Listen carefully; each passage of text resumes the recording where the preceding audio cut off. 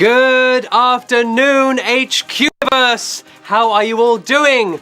I'm Beric Livingstone, your host this afternoon. Hope you've had a good week. It's been an interesting one for HQ. Did you see BBC News did an HQ-style segment? What did you think? I loved it myself.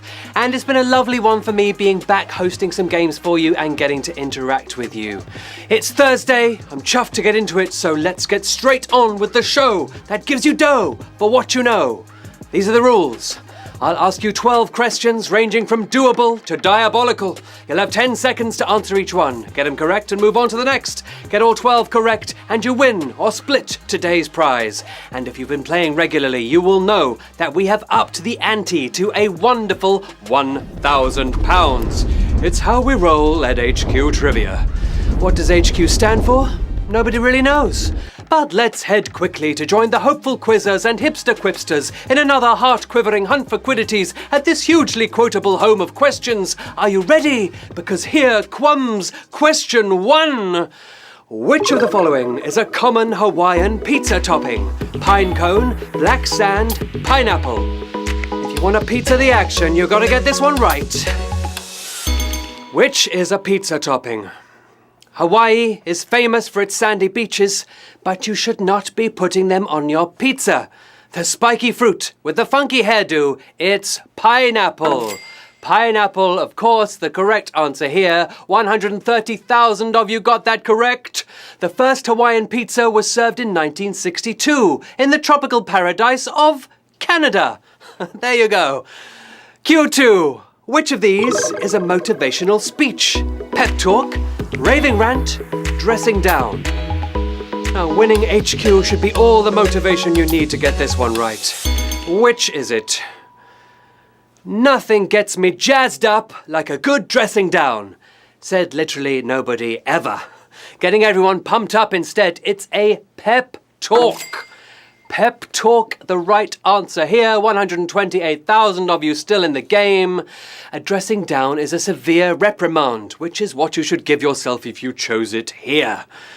Time for some shout-outs. Hello to Gavin, his beautiful girlfriend, and their baby on the way. Congratulations to you. Hello to Ryan from Portsmouth, to Jan, Lewis and Lauren. Thank you for checking out my music. To JT from everyone at the Handsome Men's Club. Yes. To Davina, pondering a second husband. To Scott and the Tooting Bad Boys. Hello, guys. To Amy and the Children's Salon Squad. And to Luke. Hello to all of you. Let's go on to Q3. You had me at hello is a famous quote from which of these Tom Cruise movies? Jerry Maguire, Rain Man, The Last Samurai. Well, Lionel Richie has it said to him all the time, but which Tom Cruise movie are we looking for this line? He lost the rest of us at Scientology, but in which film did he win Renee Zellweger with Hello? The greatest rom-com sports drama in history, it's Jerry Maguire. Cruising along to the right answer were 81,000 of you. Well done. We lost 45,000 of you there. Sorry about that, guys. But released in 1996, this is the movie that smashed it at the box office and was nominated for 5 Oscars. Let us go on to Q4. Susan Boyle performed which musical number in her first audition for Britain's Got Talent? Somewhere, Defying Gravity, I Dreamed a Dream. Subo. Subo wrestling her way to success with this one. Which one was it? The judges doubted her, but which song did she blow them away with? Sobbing Sleeve at the ready, because it's I Dreamed a Dream.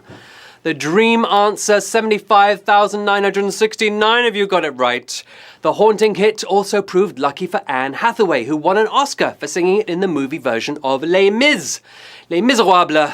The glums, don't be glum if you lost. Stay with us and watch the rest of the show. Here comes Q5. According to past superstition, a ship's cook was the only crew member allowed to do which of the following? Whistle, drink brandy, wash a knife. Very superstitious. Okay, well, it wouldn't be the Navy without some sea shanties. Knowing the tune but not the lyrics, only the cook was allowed to whistle. Whistle Whistle your way to success with this one. Ooh, we lost 42,000 of you there. Just 33,692 of you left. Well done to you guys who got it right. Anyone else whistling was considered at best an invitation for bad weather or even a sign of mutiny. Okay, we are whittling it down. Let us have a little science question. Q6. Which of these scientists won a Nobel Prize on more than one occasion? Marie Curie, Albert Einstein, Alexander Fleming. Eyes on the prize, everyone. Well, Einstein proved that E equals mc squared, but did he prove smart enough to do the Nobel Dobel? We are looking for the charity shop legend herself. It was Marie Curie, the pioneer into radioactivity research. Ooh, only 14,237 of you got that right. That was pretty brutal. I thought it would be. Not an easy question. Marie was the first woman to win a Nobel Prize and the only person to win a prize in 2 different sciences. Okay, you 14,000, let us go on to Q7. What dot colour on a squash ball is best for a new player? Yellow, green, blue. You're either going to know this or you won't. The answer could drive you dotty. A red dot usually means there's a sniper about, but not on a squash court. The bounciest ball that's brilliant for beginners, it's blue. Blue is the answer. How many of you got that right? 4,700 of you, 10,000 eliminated. These questions are getting quite brutal.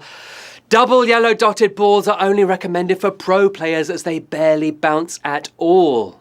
Okay, 4,700 of you still in the game. Here comes Q8. Which of these authors co-wrote and narrated a movie about the Spanish Civil War? John Steinbeck, George Orwell, Ernest Hemingway. How well do you know your 20th century literature trivia?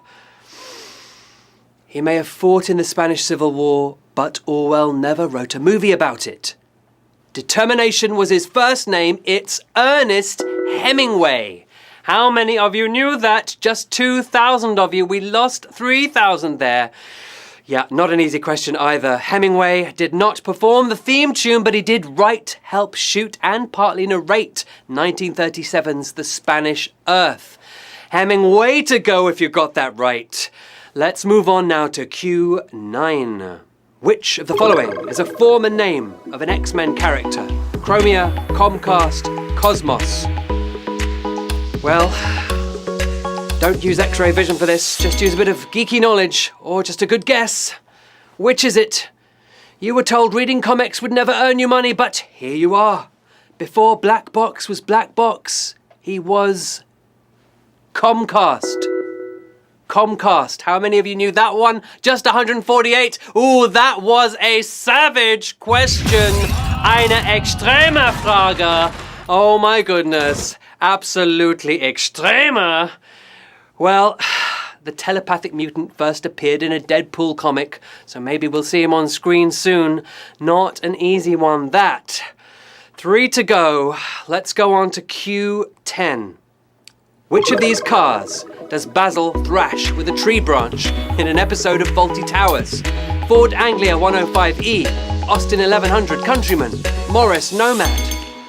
You've got to know your classic sitcoms and you've got to know your classic cars. If it appears on the show, then Basil's going to give it a beating at some point. Rolling up for a rollicking, it was the Austin 1100 Countryman. Well, 113 of you got that right. Well done. I thought that was a pretty tough one. Despite the damn good thrashing, the Countryman was one of the most popular cars of its time. Okay, 113 of you coming into the final 2 questions. Here we go. At top speed, which of the following runs the slowest?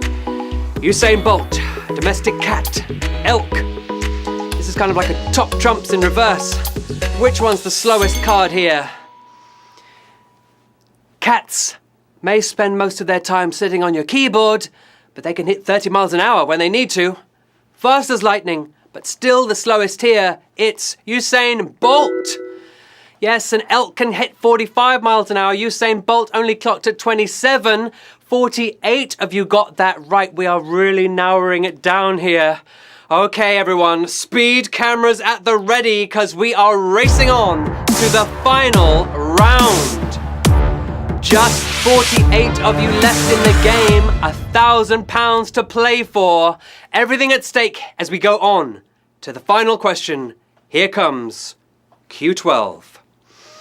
Which artist's full name consists of around 20 words? Francisco Goya, Salvador Dali, Pablo Picasso. Which artist is it? He filled our minds with madness and his car with cauliflowers, but Dali kept his name to just 7 words. But, baptized after a series of saints and relatives, and signing his artwork with just the one name, it's the Wizard of Wonky Faces himself. It's Picasso for the win! Picasso, 24 winners today!